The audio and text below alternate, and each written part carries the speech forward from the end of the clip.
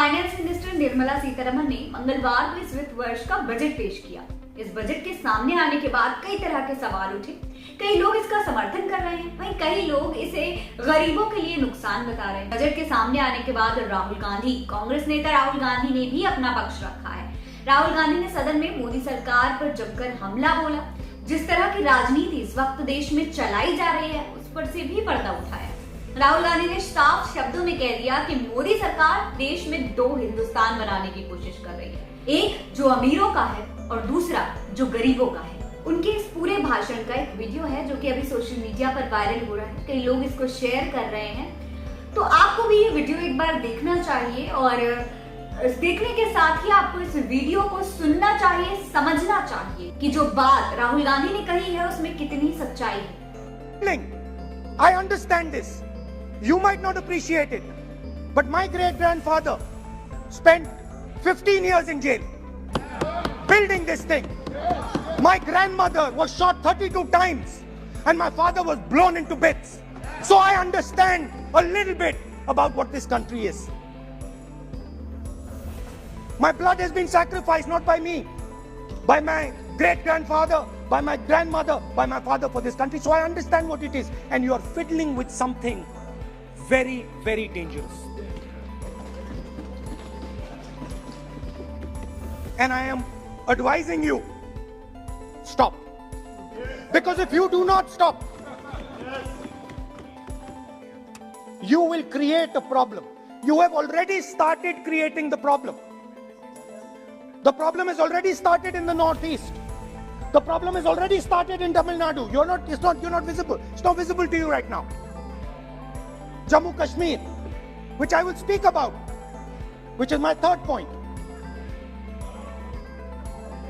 Now, what you're fiddling with is extremely dangerous, and it demonstrates a complete lack of understanding of history. Please, this evening, go back and look at all the empires that have ever ruled India. Look at them carefully. You will find that every single one of them is a union of states. There's not a single empire. There was a reason Ashok used to go and put his pillars everywhere. Because it was a union of states where Ashok, the great king, respected everybody. You are disrespecting everybody. Disrespect me, I don't care. It doesn't matter to me. But you cannot disrespect the people of this country. Right. Now final. And I think one of the more important parts of my speech. Actually, I want to say one other thing, which I demand an apology from the Home Minister. आपने इनका भाषण सुना?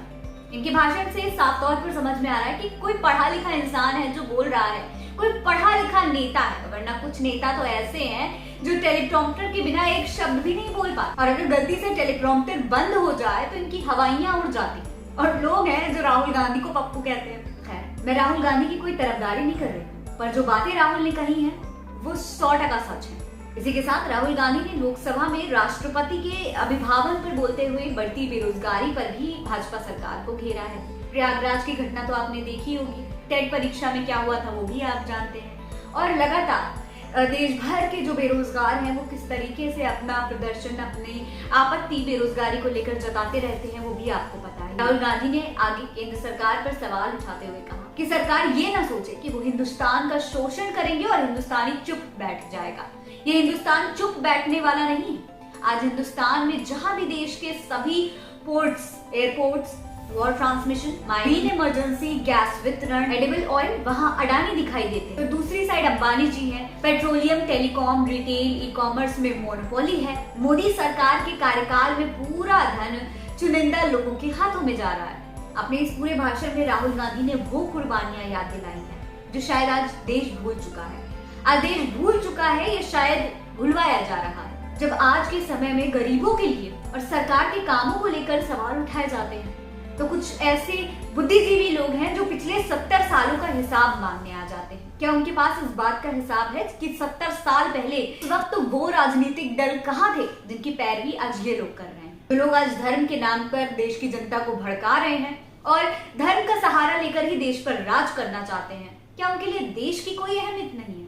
ये ऐसा इसलिए कर पाते हैं क्योंकि जनता ना समझ है, जो आज भी हिंदू और मुसलमान को ही देश का सबसे बड़ा मुद्दा समझ रही है। उनको ये समझना चाहिए कि इस वक्त देश में कई और ऐसे बड़े मुद्दे हैं जिन पर ध्यान देने की जरूरत है।